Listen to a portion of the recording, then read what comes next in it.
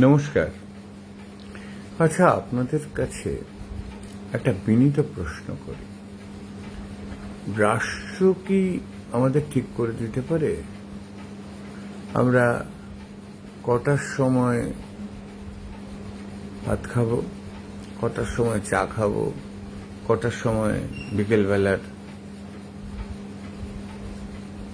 নাস্তা করবো, বিকেলবেলার ঘুরতে যাব, পড়াশুনো করব বা ব্যক্তিগত যাপন চিত্রকে প্রবাহিত করব কিংবা পেশাগত জীবনকে অতিবাহিত করব। রাতের বেলা 21 শতকের দ্বিতীয় দশক, এই সময় একটা শহরে আমি কি করব কি করব না, আমি পুরুষই হই বা আমি নারী হই, তার ভাগ্য নির্ধারণ করে দেবেন রাষ্ট্রপ্রধান, তার ভাগ্য নির্ধারণ করে দেবেন শাসক। কে সেই অধিকার তাকে কে দিয়েছে? আমি তো দেশ বা রাজ্যের কোনো শাসকের সমর্থক নই, তাই বলে কি আমার কোনো ব্যক্তি অধিকার প্রতিষ্ঠিত হতে পারবে না ভারতের সংবিধান মোতাবেক? আমাকে মেনে নিতে হবে আমি কটার সময় উঠবো, আমি কটার সময় চা খাবো, কটার সময় টয়লেটে যাব, আমি কটার সময় প্রাতরাশ করব, আমি কটার সময় দুপুরের খাবার খাবো, আমি কটার সময় আমার পেশাগত জীবনযাপন করবো। এই বিষয়গুলি কে বলেছেন এ কথা? এটা নির্ধারণ করবার শক্তি কার? একজন নারী, তিনি চিকিৎসা বিজ্ঞান অধ্যয়নরত।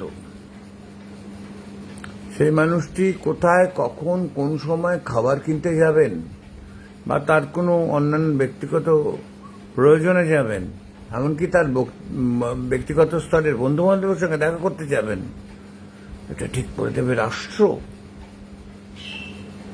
তাও সেই কথা আর বাস্তবতার মধ্যে হাজার রকমের ফারাক থাকবে। কি উদ্ভট উটের পিঠে আমাদের এই স্বদেশ চলেছে বলুন তো? রাষ্ট্র আমাদের ঠিক করে দিচ্ছে আমি ভাত খাবো না আমি রুটি খাবো, না আমি পরোটা খাবো না আমি লুচি খাবো। রাষ্ট্র আমাদের ঠিক করে দিচ্ছে আমি মাছ খাবো না, মাংস খাবো না, মোচার ঘন্ট খাবো না, মুগের ডাল দিয়ে আলুর তরকারি খাবো। আমি ইচ্ছাকৃতভাবে সবজি শব্দটা ব্যবহার করলাম না, কারণ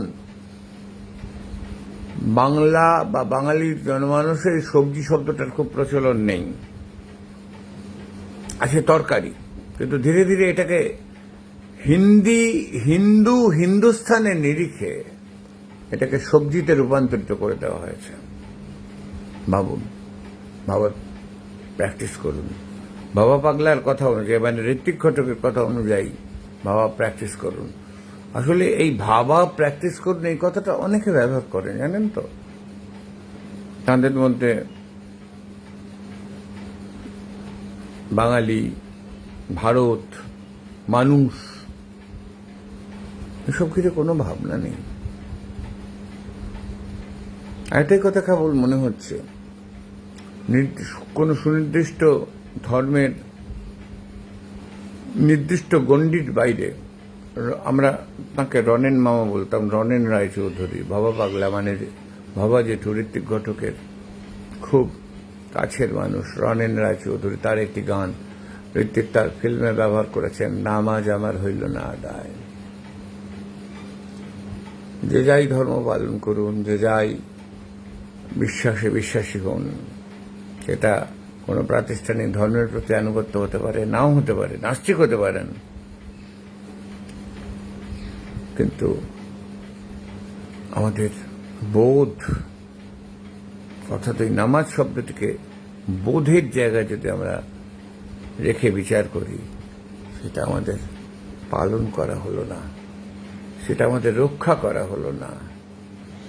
আমরা এক ভয়ঙ্কর উটের পিঠে সওয়ারি হয়েছি। আমরা জানি না উটের সেই মৃদু থপথপে গতির সঙ্গে নিজেদের আদৌ অ্যাক্লোমাইজ সম্পৃক্ত করতে পারবো কিনা। সবাই ভালো থাকুন।